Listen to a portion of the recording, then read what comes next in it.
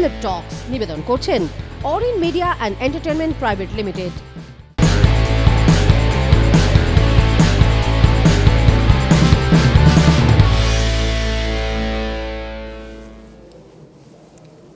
Hello friends, welcome to RB news, RB celeb টক্সে আপনাদের সঙ্গে আমি তনুশ্রী রয়েছি। আর আজকে এই প্রথমেই টিং টিং করে নাচটার কারণ আছে, কারণ আজকে আমার সঙ্গে যে রয়েছেন সে আমার প্রচণ্ড প্রচণ্ড প্রচণ্ড প্রিয় একজন মানুষ। কারণ তার অভিনয় তো অবশ্যই, এবং তার যে বৈশিষ্ট্য, তার যে কথা বলার ধরন, তার অভিনয়ের ধরন, সব কিছু আমাকে মারাত্মকভাবে টানে। এবং সেই মানুষটিকে আজকে আমি পেয়ে গিয়েছি এবং জমিয়ে আজকে আড্ডা দেবো। সেলেব টক্স একদম জমে ক্ষীর হবে, এবং কার সাথে আড্ডা দেবো সেটা একটা বড় প্রশ্ন, আর সেই প্রশ্নের উত্তর তো আমাকে দিতেই হবে। চলো তাহলে সরাসরি দেখি আমার সঙ্গে কে রয়েছে। আমার সঙ্গে রয়েছে অপুদা। মানে বুঝতেই পারছো এক্সাইটমেন্টটা ঠিক কোন লেভেলে আছে আমার। মানে কি বলো কিছু না, আমি কি কথা বলার স্কোপ পাবো তো? আমি জানি না, মানে আমি আজকে প্রচন্ড এক্সাইটেড। মানে অপুদাকে আমি পেয়েছি, মানে আমি ভাবছিলাম যখন এই আগের শ্যুটটা হলো ছবিয়ালের এই প্রতিদ্বন্দ্বীর জন্য, তখন ভেবেছিলাম তোমাকে পাবো, পাইনি তোমার এত বিজি শিডিউলের মধ্যে। তো এভাবে তোমায় পেয়ে যাবো আমি তো ভাবতেই পারছি না। যাই হোক, প্রথমেই তোমায় আরবি নিউজে অনেক অনেক অনেক ওয়েলকাম। Thank you. আচ্ছা, তোমাকে যে প্রশ্নটা করতে চাইবো তার আগে দর্শকদের একটা কথা বলবো। জেনারেলি আমরা যখন পরীক্ষায় পাশ করি বা ভালো মার্কস পাই, সবার থেকে গিফট পাই, বাবা মা গিফট দেয় বা ঘুরতে নিয়ে যায়, ফ্যামিলির অন্যান্য লোকরা গিফট দেয়। কিন্তু তোমার ক্ষেত্রে ব্যাপারটা উল্টো হয়েছিল। কি?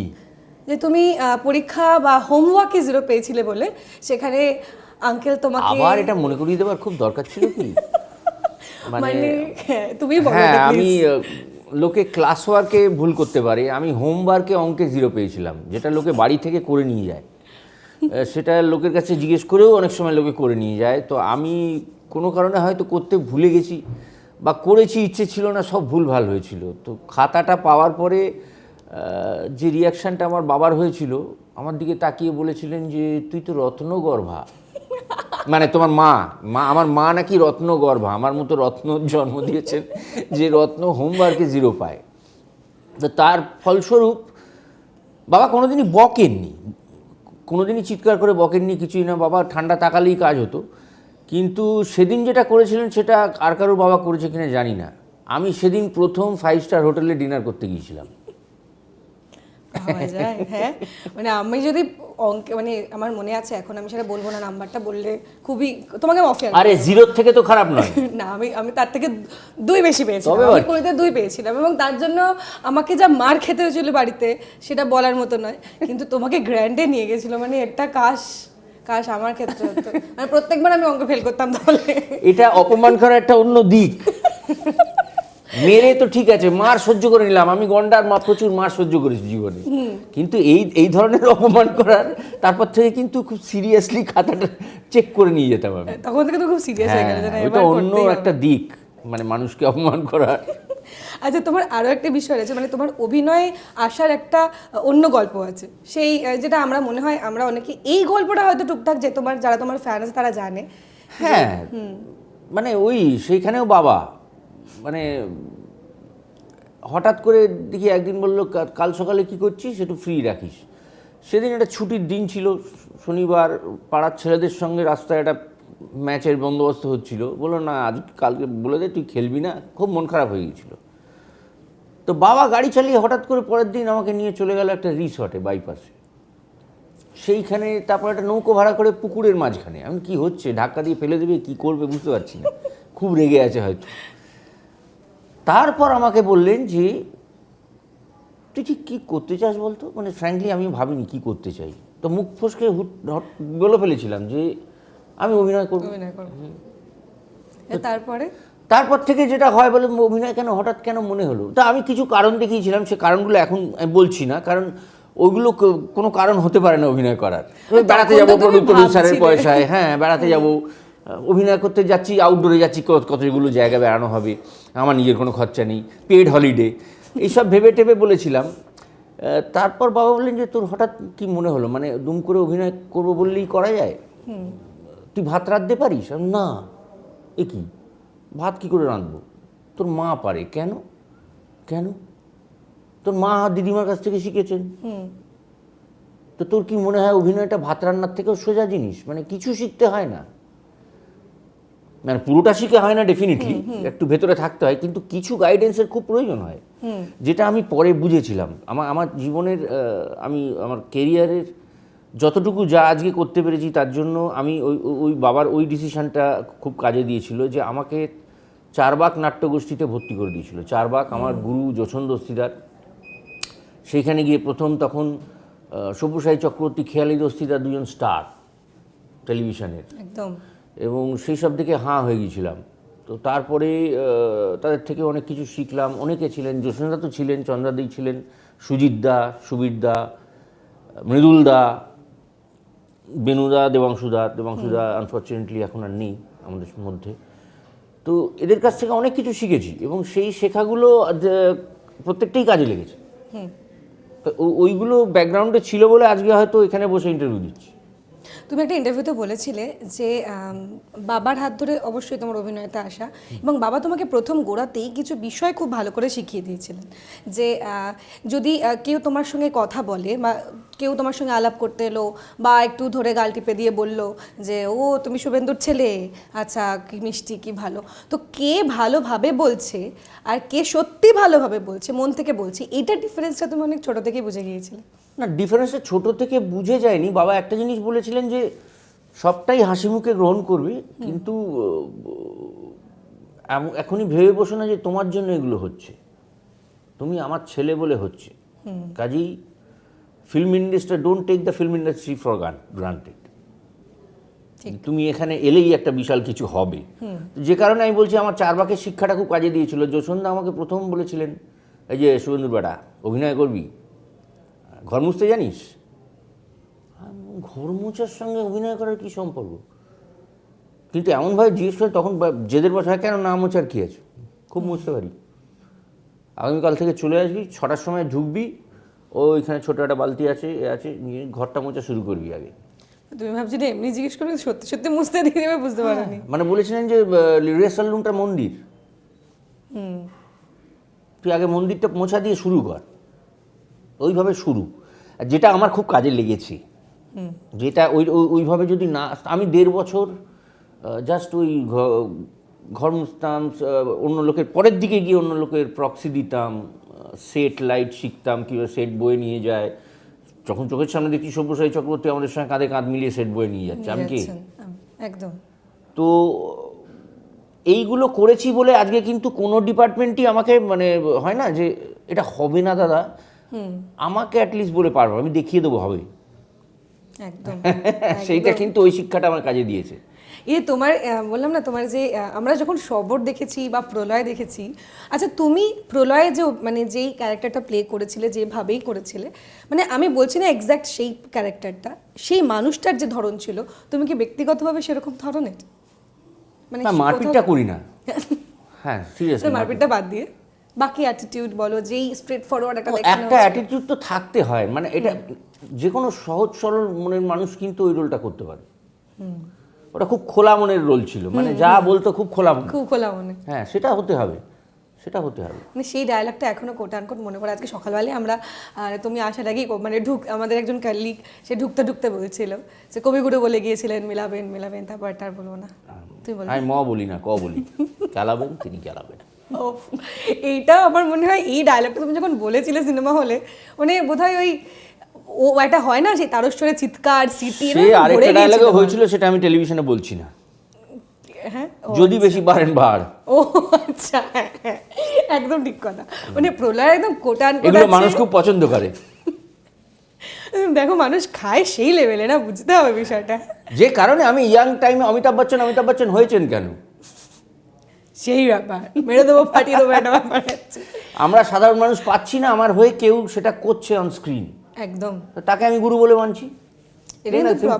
আমার ইচ্ছে করছে আমি মারতে, কিন্তু আমি পাচ্ছি না, আমার হাত পা বাঁধা। একদম, আমার হয়ে আমার ইচ্ছে পূরণ হচ্ছে ওখানে। মানে কোথাও একটা মানুষ সাইকোলজিক্যালি নিজেদেরকে কানেক্ট করতে পারে সেই ক্যারেক্টার। একদমই তাই। আচ্ছা ধরো এই একদিকে ব্যোমকেশ ফেলুদা আমরা দেখেছি, কিন্তু তোমার শবর, মানে ব্যোমকেশ ফেলুদার আমাদের কাছে একটা অন্য ইমাজিনেশন মানে লেভেল তৈরি করে ফেলেছে, কিন্তু শবর যখন হলো, শবর যেন একদম ছাপিয়ে গেল, মানে মানুষের প্রচন্ড প্রিয় হতে শুরু করলো।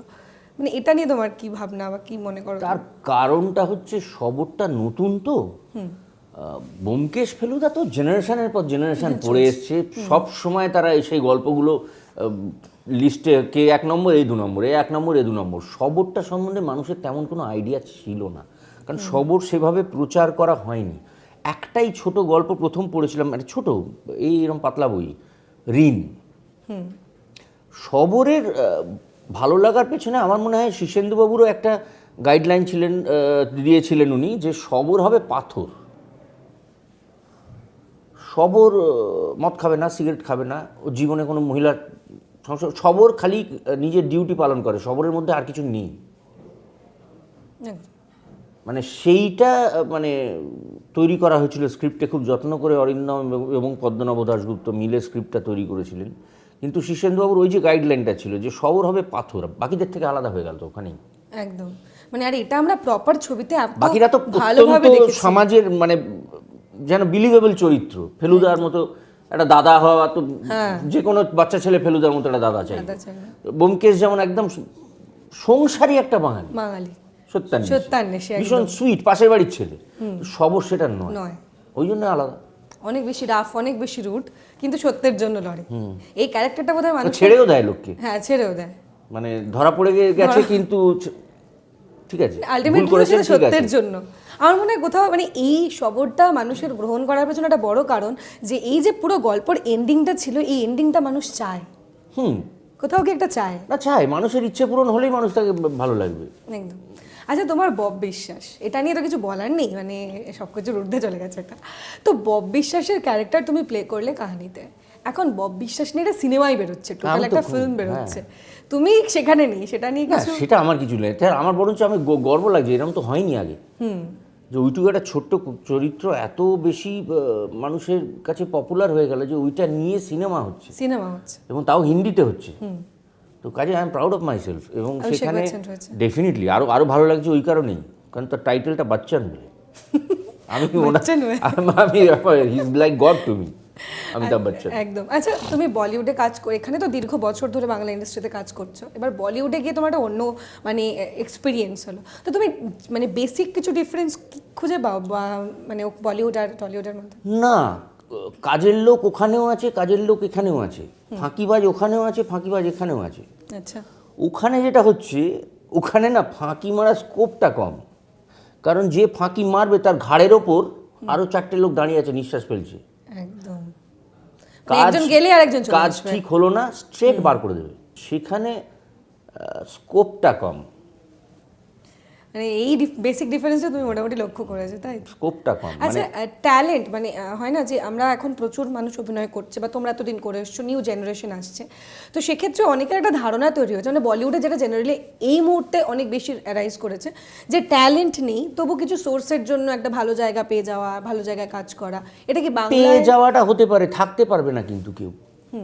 যেটা চলছে নিজের মেরিটে চলছে, কেউ কাউকে পাইয়ে দিতে পারে না কিছু। একটা রোল হয়তো পাইয়ে দিতে পারি, কিন্তু সে যদি ভালো না করতে পারে সে থাকবে না। এরকম ঝুড়ি ঝুড়ি উদাহরণ বম্বেতেও আছে, এখানেও আছে। তো সেই উদাহরণগুলো তো নাম করে বলা যায় না। সুপারস্টারের ছেলে 2টো ছবি করেছে, তারপর নেই, ঠিক আছে। তো কাজেই তোমাকে নিজের মেরিটে থাকতে হবে, মানে এখানে কেউ কিছু হেল্প করতে পারবে না, কারণ at the end of the day তোমাকে টিকিট কেটে লোকে হলে দেখতে যাচ্ছে। একদম, তোমার ইমেজটা তোমাকেই তৈরি করতে হবে, কেউ তৈরি করে দিতে পারবে না, কেউ পারবে না। আচ্ছা, বাংলা ইন্ডাস্ট্রিতে আমরা প্রচুর ফিল্ম বেরিয়েছে, মানে লকডাউনের আগে বলছি, লকডাউনের পরেও বেশ কিছু ফিল্ম বেরোলো, ছবিয়াল আমরা জানি, তারপর প্রতিদ্বন্দ্বী বেরোনোর সব জানুয়ারিতে বেরোবে, পয়লা জানুয়ারিতে বেরোবে। তো বাংলা ছবির একটা মানে বলা যায় যে আমরা বেশ কিছু পরিচালকের ছবি দেখতে দেখতে অভ্যস্ত হয়ে গেছি, যে আমরা জানি এই পরিচালকের ছবি মানে ভীষণ ভালো, আমাদের দেখতেই হবে, একটা বিষয় রয়েছে, এবং নতুন পরিচালকরাও আসছে। কিন্তু যদি একটু অন্দরে যাওয়া যায় বা একটু দেখা যায় বিষয়টা, তাহলে অনেকের একটা ধারণা উঠে আসে সেখান থেকে, যে হচ্ছে নতুন কাজ, কিন্তু গল্পের যে মোড়ক বা ধরন সেটা একই রয়ে গেছে, মানে একই গল্প বারবার ঘুরে ঘুরে আসছে, সেটা শুধু ধরন চেঞ্জ হয়ে যাচ্ছে। এটা কি সত্যি বা কতটা প্রযোজ্য মনে হয়? না, এটা অনেকটা ক্ষেত্রে সত্যি হচ্ছে এই সবের ক্ষেত্রে। মানে আমি বলছি যে ওই আমাদের সিরিজগুলো যেগুলো হচ্ছে না, যেহেতু থ্রিলার জিনিসটা হিট করে গেছে একটা এতে, সবাই নয় থ্রিলারের পেছনে ছুটছে। সেইটা অনেক ক্ষেত্রে ভালো হচ্ছে, অনেক ক্ষেত্রে একই রকম হয়ে যাচ্ছে। কারণ গল্প সারা বিশ্বে কথা আছে, মানে নতুন গল্প মানে কি, যেটা এক্সিস্ট করে পৃথিবীতে সেটা নিয়েই গল্প। হ্যাঁ। তার বাইরে তো আমরা যেতে পারি না, গেলে সে ছবিগুলো মানে অন্যরকম হয়ে যায়। কিন্তু রিয়েলিস্টিক গল্প যদি করতে হয় সমাজের মধ্যে থেকেই আসতে হবে, এবং একটা টেন্ডেন্সি থাকে মানুষের, যেটা যখন চলে সেটার পেছনে ছোটা, তো সেইটা একটা হয়, আবার কেটে বেরিয়ে যাবে, কি আছে, আবার নতুন কিছু দেখবো। একদম। আমাদের একটা ছোট্ট বিরতির সময় হয়েছে, বিরতির পর আর ফিরবো, তবে অনেক অনেক প্রশ্ন নিয়ে, সেগুলো করতেই হবে। তবে এক্ষুনি ফিরছি, সঙ্গে দেখো।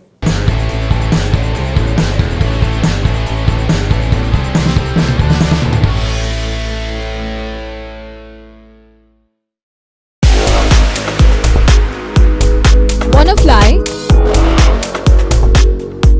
Step towards 3 steps. Where we are different. World-class infrastructure, experienced faculties, hygienic atmosphere. We take all necessary precautions against COVID-19. Meet the aviation professionals and build your dream career with 3 Steps Aviation. 3 Steps Aviation! Hip hip! Hooray! Hip hip! Hooray!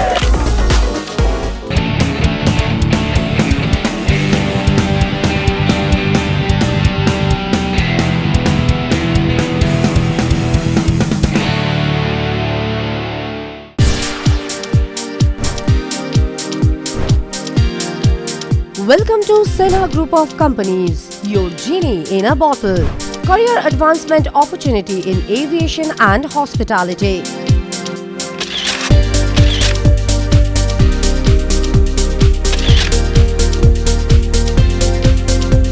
Organic farming, evolving science of India's healthy future.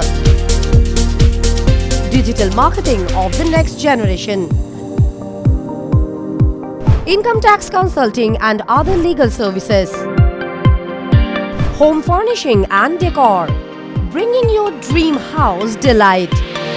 We know what you desire, so unleash your genie with Senha Group of Companies. Let the magic begin.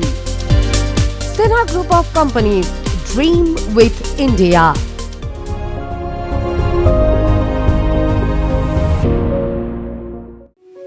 এক ডাকেই যাকে পাই, আরোহী foundation একেবারেই তাই।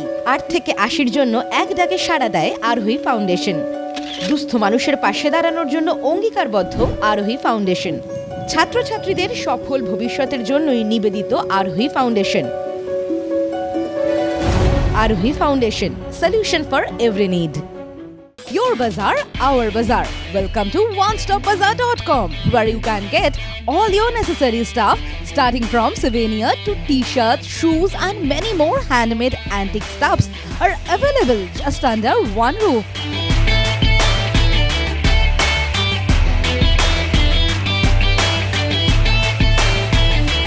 Our stores are available at airports like Kolkata, Guwahati, Imphal, Bagdogra, and you can also find us at City Center too. We are just one click away to serve your need.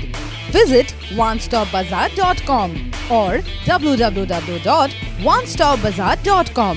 Feel the Indiana.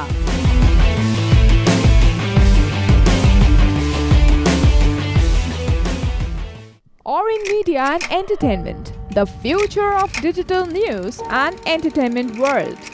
With evolving trends and rising popularity of the online market, our unique production will tick all the boxes in your playlist. We bring you binge-worthy videos that will blow your mind away. Something you just can't miss. Orin Media and Entertainment. Keep binging.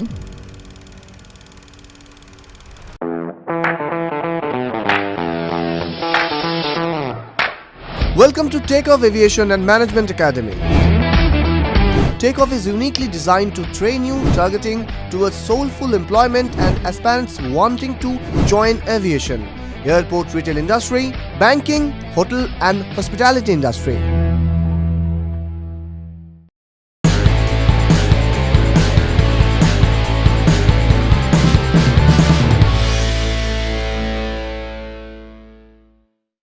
Welcome back to আরোহী select টক্স। একদম কথা না বাড়িয়ে সরাসরি আড্ডায় যাবো। আচ্ছা, লোকে বলে সস্তদার হেভি ভাও, ঠিক আছে, যোগাযোগ করা যায় না, ফোন করলে ফোনে পাওয়া যায় না, এটা কি সত্যি? হ্যাঁ, ফোন করলে সবসময় ফোনে পাওয়া যায় না সেটা সত্যি, কারণ আমার সঙ্গে কোনো ফোন নেই। আমি ল্যান্ডলাইনে বিশ্বাসী, কারণ আমি সবসময় কেউ ফোন, আমার ফোন জিনিসটাই একটু মানে ফোনটা আমার ইমার্জেন্সি বলে মনে হয়। একটা টেলিফোনটা আবিষ্কার হয়েছিল এমার্জেন্সি পারপাসে, তো সেইটা এখন খেলনা হয়ে গেছে হাতে হাতে, এবং সে খেলনা নিয়ে মানুষ নির্ভয় রাস্তা পেরিয়ে চলে যাচ্ছেন, দেখছেন না, গাড়ি ওনাকে মারছে না বলে উনি বেঁচে যাচ্ছেন, কেউ ট্রেন লাইনের ওপর কথা বলতে গিয়ে মারা যাচ্ছেন। তো আর মাল্টিটাস্কিং জিনিসটা না কোনো দিকে মানুষ কনসেন্ট্রেট করতে পারছে না, সেটা আমি ফিল করেছি। এটা আমার আমার আমার নিজস্ব মতামত, আপনার নাও হতে পারে। কিন্তু টেলিফোনটা না খুব কাজে ব্যাঘাত করে সারাক্ষণ। আমি দেখি তো, মানে আমি যখন কাজ করব, আমি কাজটা নিয়ে থাকতে ভালোবাসি, এবং কাজ শর্ট হয়ে যাওয়ার পরেও আমি শর্টটা নিয়ে বা পরের শর্টটা নিয়ে ভাববো, বা যারা আছে তাদের সঙ্গে আড্ডা মারবো। আমি সারাক্ষণ আমার ঠিক ভালো লাগে। এখন মানুষের কাছে ফোনটা মানে বলা যায় একদম মানে ওটা না থাকলে যেন জীবনই চলছে না। মানে এক সেকেন্ডে যদি ফোনটা এখান থেকে ওখানে থাকে, সেটা তো হওয়া উচিত না। না মানে একটা আমার জীবন যদি অতটাই ফোন নির্ভর হয়ে যায় তাহলে কিন্তু খুব বিপদ। আমি এমনও মানুষকে দেখেছি খুবই অসহায়ের অবস্থা হয়েছে, মানে বাড়ি থেকে বেরিয়ে পড়েছে, কোথায় যাবে জানে না, ফোন করে জেনে নেবে বলেছে, ফোনটা কাজ করছে না, তখন কি হবে? আর এখন কিন্তু পিসিও নেই, দুম করে গিয়ে ফোন করে জেনে নেবে। তো একটু বেরোনোর আগে যদি আমরা প্রিপারেশান নিই, কোথায় যাচ্ছি, কখন পৌঁছতে হবে, কি করে যাব, একটু জেনে বেরোলেই হয়। এই জিনিসটা অভ্যেসটা চলে গেছে, কারণ আমরা তো হাতে কাছে পেয়ে যাচ্ছি। আমি ইভেন দেখেছি মানুষ নিজের বাড়িতে ফিরছেন গুগল দেখে। কেন হবে সেটা? নিজে কাকে দেখেছো তুমি? আমি আমেরিকায় দেখেছি, আমেরিকায় দেখেছি, কারণ ওখানে 30 মাইল চলে যাচ্ছে গাড়ি নিয়ে। তা যাক, কিন্তু মানে হ্যালো গুগল গোয়িং হোম, এই ব্যাস হয়ে গেল। এবার গুগল তাকে বলছে 300 metre turn left, 300 metre turn right. আবার না টার্ন রাইট করলে সে আবার রাইটটা আছে, সে আবার রেগে যায়। তাকে দেখবে কিরম করবো, এটাই ধরবো না। এটা একটা খেলার পর্যায়ে চলে গেছে এখন মানুষের কাছে। তুমি এটা আমি দেখেছি, মানে আমার বন্ধুরাই বলে, ধরো কথা হচ্ছে কখনো, তো বলছে যে কি করব, ভালো লাগছে না, তো এখন যেটা অডিওতে হয় হ্যালো গুগল পর মানে যা তা প্রশ্ন করে, do you love me, I love you, মানে এইসব প্রশ্ন করছে। তারপর সেই উত্তর কি আসছে, what are you saying, এই সব উত্তর আসে। এই যে উত্তর কাজে এইটার পেছনে আমি টাইম ওয়েস্ট করবো কেন? অনেক ভালো কাজ করার আছে আমার। আমি সিনেমা দেখবো, দুটো বই পড়বো, একটু বেড়াতে যাবো। আমি সারাক্ষণ ফোন নিয়ে কেন বসে থাকবো? যে ফোনের বিরুদ্ধে তুমি মানে বিরুদ্ধে না, ফোনটা খুব কাজের জিনিস যদি ঠিক করে ইউজ করা হয়। বেশিরভাগ ক্ষেত্রে কিন্তু ঠিক করে ইউজ করা হয় না। এখন কিন্তু ওটিটি প্ল্যাটফর্ম মারাত্মক জায়গা। ওটিটি আমি কেন ফোনে দেখবো? আমি সিনেমার থেকে বড় না দেখলে আমার ভালো লাগে না। আমি টেলিভিশনে দেখবো, অ্যাটলিস্ট টেলিভিশনে ল্যাপটপে দেখবো। একদম পারফেক্ট কথা। আমার তো না কি হচ্ছে জানো, আমি সিরিয়াসলি বলছি, মানুষের ভিশনটা না আটকে যাচ্ছে। আগে না মানে আমি না এখানে তাকিয়ে বলতে পারি, তুমি মানে কাপটা নিয়ে তোমার দুটো হাতে এখন রেখেছো, তুমি কাপটা পাল্টাও, কিছু করো, আমি বলে দেবো কী করছো। তুমি রেখে দিলে তো আওয়াজ পাবো। আচ্ছা খাচ্ছি, আরে খাচ্ছি তুমি বলে দিলে আমি কি বললাম? অর্ধেক সময় আমি দেখেছি এইখানে আমি মানে ধরো চশমাটা কোথায় গেল, চশমাটা এইখানে পড়ে আছে, কিন্তু দেখতে পাচ্ছি না, আমি দেখতে পাচ্ছি না। এটা হচ্ছে চশমা এখানে রেখেও খুঁজে না, ওখানটা তো ঠিক আছে ওপরে আমার, কিন্তু আমার চোখের সামনে রয়েছে, কিন্তু আমার ভিশনটা ন্যারো হয়ে গেছে, আমি পাঁচটা পর দেখতে পাচ্ছি না। অভ্যেস হয়ে গেছে ওইটুকু জায়গায় কনসেন্ট্রেট করা, ভালো না, মানে অ্যাটলিস্ট আমার মত ভালো নয়। তাহলে কি তুমি ওটিটিতে দেখোই না সিনেমা? আমি টিভিতে দেখি। মানে এখন তো স্মার্ট টিভি, হ্যাঁ টিভিতে দেখো অ্যাটলিস্ট, সেখানে তো আমি চাইলে ডলবি ডিজিটালটা পাবো একদম। আর কানে সারাক্ষণ ওটা নিয়ে থাকাটাও কানের পক্ষে ভালো নয়, মানে এটা আমার মত, মানে কিছু মনে করবেন। এটা কিন্তু না মারাত্মক এক্সক্লুসিভ ব্যাপার, যেখানে আপনার হয়তো ফোনটা 2 মিনিটের জন্য এখান থেকে ওখানে আছে, আপনি খুঁজে বাড়ি মাথায় করে ফেললেন যে ফোনটা আমার কোথায়। আমার ফোনটা ফোন ছাড়া আমার ফোনটা আমার বেড সাইড টেবিলে আছে, কারণ ওটা নিয়ে আমি বাইরে যাই, যখন আমি কলকাতার বাইরে যাই ওটা নিয়ে যাই। প্লাস এখন যেহেতু ফেসবুক আর ইনস্টাগ্রাম পাতা হয়েছে, তো আমাকে একবার দিনে চেক করতে হয় যে কি পোস্ট হচ্ছে, সেটা তো আমার কর্তব্য। মানে আমার সম্বন্ধে পোস্ট হচ্ছে আমি জানবো না তা তো হতে পারে না। একদম কে কি কমেন্ট করবে না করবে, তো কাজেই ওই দিনে একবার রাতে শুতে যাওয়ার আগে অন করি, দেখে নিই, মানে অনই থাকে, একটু চেক করে নিলে একবার, ব্যাস, ওর বাইরে আমার আর ছবি তুলি।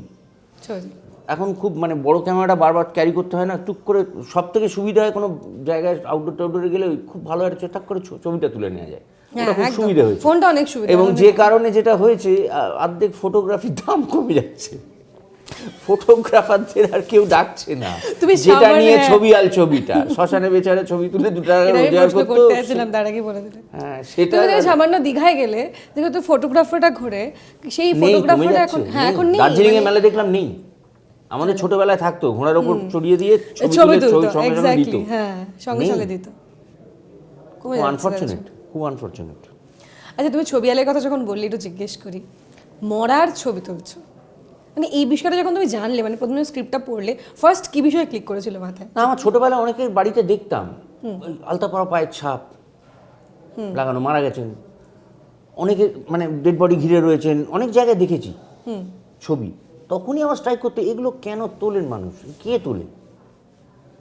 এই যে স্মৃতিটা, এইটা মনে রাখার অনেক রকম কারণ আছে, আমাদের ধর্মের অনেক রকমের ব্যাপার আছে, তো সেটা একটা দিক যে এইরকম একটা ফটোগ্রাফার থাকতো শ্মশানে তখন, এখন থাকে কিনা জানি না, আমি জানি না, কিন্তু ওই ক্যারেক্টারটা আমার ভীষণ ইন্টারেস্টিং লেগেছিল, স্পেশালি গল্পটা।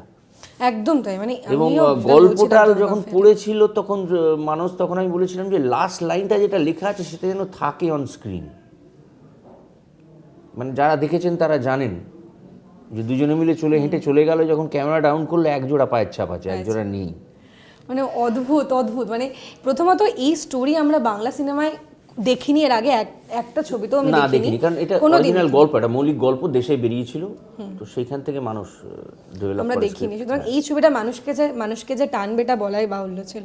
আরও একটা ছবি, সেটা হচ্ছে প্রতিদ্বন্দ্বী, যেটা 1 জানুয়ারি রিলিজ করবে।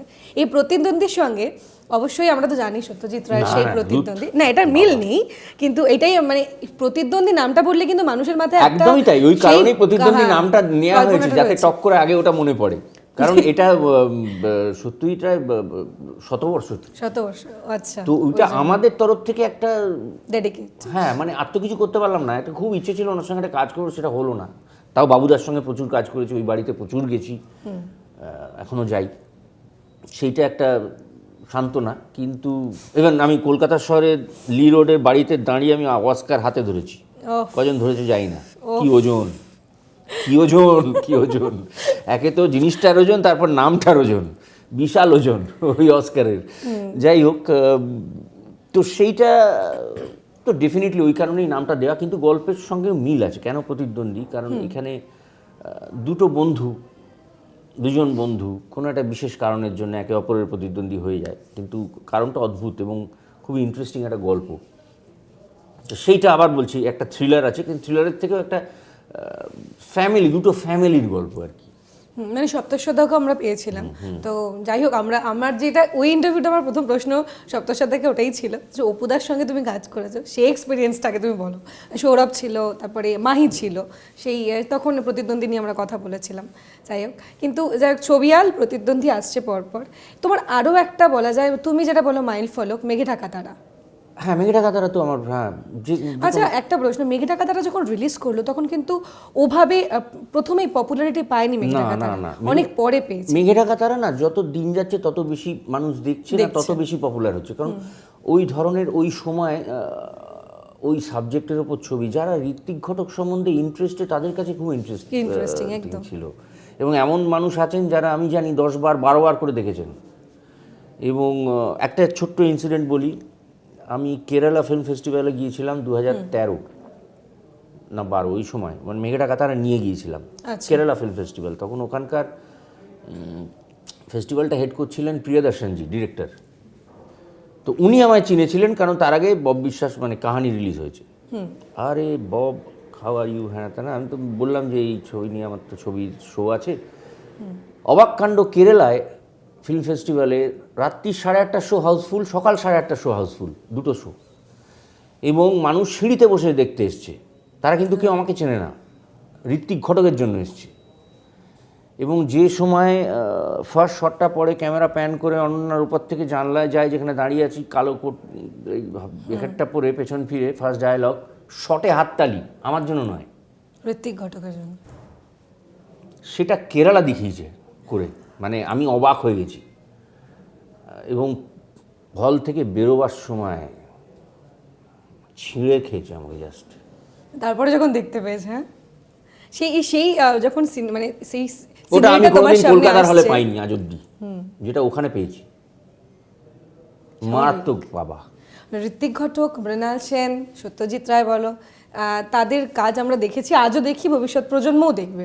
আচ্ছা, তোমার কি মনে হয় যে সেই কন্টেন্ট বা সেই স্ট্রং বলা যায় যে বিশ্বাস বাংলা ছবির প্রতি বা সেই মেরুদণ্ড কি আবার ফিরে আসবে বাংলা ছবিতে? নিশ্চয়ই আসবে, কিছু কিছু ভালো কাজ তো হচ্ছে, কিন্তু তারা যেভাবে কাজ করেছেন না, যে কি বলবো, রেস্ট্রিকশানে থাকা সত্ত্বেও যে কাজগুলো করেছেন, তাতে করে হতো কি, তাদের কাছে অতটা এতগুলো ক্যান তখন ছিল না। এই মানে এখন তো ডিজিটালে একটা এনজি হলে কিছু এসে যায় না, কারণ কোনো খরচা হচ্ছে না। তখন একটা ক্যানের দাম হচ্ছে 10-12 হাজার টাকা যখন আমরা শুরু করেছি। তার আগে তাহলে মানে ওদের হাতে 8টা-10টা ক্যান দিয়ে বলতো এটাই প্রডিউসারের শেষ সম্বল, এর মধ্যে ছবিটা বানিয়ে দিতে হবে। কাজেই তাদের প্রি প্রোডাকশনটা অনেক বেশি মন দিয়ে করতে হতো, তাদের ডেডিকেশনটাও অন্যরকম লেভেলে যেত। এখন তো একজন ডিরেক্টরকে বলা হচ্ছে বছরে 3টে ছবি করে দাও। মুশকিল হচ্ছে নিজে থেকে একটা গল্প লেখা আর পুজোর সময় ফরমাইশি লেখার মধ্যে যে তফাৎটা হয়ে যায়, এখন সেটা হচ্ছে। আর সেটাই বোধহয় আমরা বুঝতেও পারছি কোথাও। হ্যাঁ, সেটা বুঝতে পারছি, কিন্তু বেশি দিন সেটা হওয়াটা বাঞ্ছনীয় নয়। কারণ যত বেশি কাজ অযত্নে হবে না, সেই কাজগুলো তো মানুষের কাছে পৌঁছবে না, পৌঁছলেও মানুষ রিজেক্ট করবেন, এবং সেই রিজেকশন থেকে হয়তো সিনেমা হলে দেখাটাও যাওয়াটাও কমে যাবে। অলরেডি লকডাউনের পর থেকে শতাংশটা কমে এসছে, এবং তা সত্ত্বেও এই ছবিয়াল টুবিয়াল এই যে আজ রিপোর্ট পাচ্ছি, সেটা গল্পের জন্য, কিন্তু কন্টেন্ট মাস্ট, মানে কন্টেন্ট ঠিক না হলে কন্টেন্ট এবং অভিনয় সেখানে। আগেকার দিনে কিন্তু অত ক্যামেরার কার্য হতো না, আজকাল ক্যামেরা বনবন করে ঘুরছে চতুর্দিকে, কিন্তু কোথাও এটা গিয়ে কনসেন্ট্রেট করছে না। মানে একটা জিনিস আমি দেখছি, সেটা একটা ধরে থাকার ব্যাপার আছে, তো একটা জিনিস পিন পয়েন্ট করে আন্ডারলাইন করার ব্যাপার আছে। আন্ডারলাইন করার আগে 4টে শট কেটে যাচ্ছে, ঠাক ঠাক টুক ঠাক, এই অ্যাঙ্গেল ওই অ্যাঙ্গেল সেই অ্যাঙ্গেল, মানুষ কিছু বুঝতে, এই লোকটাকে এখানে দেখছে, এখানে দেখছে, এটা আবার এখানে দেখছে।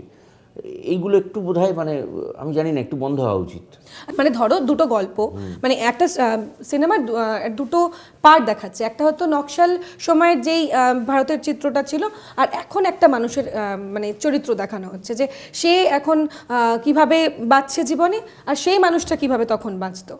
কিন্তু সেই মানুষটা তখন লড়েছে, মানুষের বিরুদ্ধে লড়েছে বা স্বাধীনতা আনার জন্য লড়েছে, এখন তাকে বাঁচতে গেলে তাকে লড়তে হবে। কিন্তু দুটো ছবি বা দুটো অংশ একসাথে করতে গিয়ে অনেক মানুষের মাথার উপর দিয়ে চলে যায় স্টোরিটা, যে কি বোঝাতে চাইছে প্রযোজক বা কি বোঝাতে চাইছে ডিরেক্টর। সেটা তাহলে মুশকিল। মানে আমার মেন, আমি একটা সিনেমা কেন বানাচ্ছি, যত বেশি মানুষের কাছে পৌঁছতে পারবো আমার বক্তব্যটা নিয়ে। তো সেটা যদি আমি বক্তব্য ঠিক করে বোঝাতেই না পারি, তাহলে সে ছবি, সে আইডিয়াটা হয়তো মার খেতে পারে। কাজেই এটা তো বাঞ্ছনীয় নয়। অ্যাটলিস্ট মানুষকে তো বুঝতে হবে যে কারণে আজকে সত্যিটাই কেন আজকে গোপিকাইন বাঘাবাইন বাচ্চারা যখন দেখে তারা একরকমভাবে দেখে, বড়রা যখন দেখে তারা আরেকভাবে দেখে। একদম। আজকে অরণ্যের দিন রাত্রির মতো একটা ছবি হয়েছিল বলে আবার অরণ্যে হয়েছে, চলো লেটস গো হয়েছে। একদম মুখের কথাটা কেড়ে নিলে। তো এগুলো তো মানে আমি তো প্রথম কথা যে আমি যে সিনেমাটা তৈরি করছি, ডেফিনেটলি আমি যেটা ইচ্ছে করবো, আমার যেটা চাইবো সাবজেক্ট, সেটাই আমি ছবি করবো, কিন্তু যাতে আমি কমিউনিকেট করতে পারি, মানুষ তার সঙ্গে কানেক্ট করতে পারে, সেটা তো আমায় দেখতে হবে। মানে তুমি অরণ্যের দিনরাত্রি, মানে আমি জাস্ট বলতেই যাচ্ছিলাম যে অরণ্যের দিনরাত্রির মতো একটা গল্প যেটা সত্যি কিছু নেই, একটা সাধারণ গল্প, যতবার দেখি ততবার মনে হয় আমি বাড়ির পেছনের সিটে আমিও বসে আছি। এক্স্যাক্টলি এই ফিলিংসটাই হয়, মানে বারবার এটা মানে আমারও কাবেরী বোসের প্রতি দুর্বলতা জাগছে। আচ্ছা, এই যে দুর্বলতা, তো জীবনে কতবার দুর্বলতা জেগেছে? ও তো এখনো জাগে, ওটা না থাকলে মানুষ বেঁচে থাকে নাকি?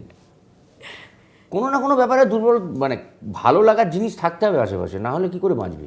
মানে ইন্সপিরেশন পাবে। অ্যাবসলিউটলি থাকতেই হবে। আচ্ছা বোধহয় আমাদের সময় একদম শেষ, কিন্তু আমি একদম বিশ্বাস করে ইচ্ছা করছে না মনে হচ্ছে আরেকটু যদি তোমার সঙ্গে আড্ডা দিতে পারতাম, কিন্তু কিছু করার নেই, আমাদের সময় একদম শেষ হয়ে এসছে, আমরা সময়ের গণ্ডিতে বাঁধা, তাই এই সেলেব টক এখানে শেষ করতে হচ্ছে। তবে এই যে আমরা আড্ডা দিলাম, এই সময়গুলো আমাদের কাছে অনেক বেশি ইম্পর্টেন্ট এবং তোমাকে অনেক বেশি থ্যাঙ্কস, অনেক থ্যাঙ্কস যে thanks to you. আমাদেরকে একটু সময় দিলে। তোমার এত বিজি শিডিউল, পরপর ছবি রিলিজ, আমরা অপেক্ষা করছি প্রতিদ্বন্দ্বীর জন্য। ছবি তো অলরেডি চলছেই, সুতরাং তুমি অনেক ভালো থেকো এবং ভবিষ্যতে তোমাকে আবার পাবো আশা করি। নিশ্চয়ই। আমাদের সেলেব টক এখানেই শেষ করতে হচ্ছে, তবে তোমরা অবশ্যই সঙ্গে থেকো। আমরা কিন্তু আবারও ফিরবো তোমাদের চেনা প্রিয় মুখ নিয়ে আরও সেলেব টকসে। টাটা। আরোহী সেলেব টক্স নিবেদন করছেন Arin media and entertainment private limited.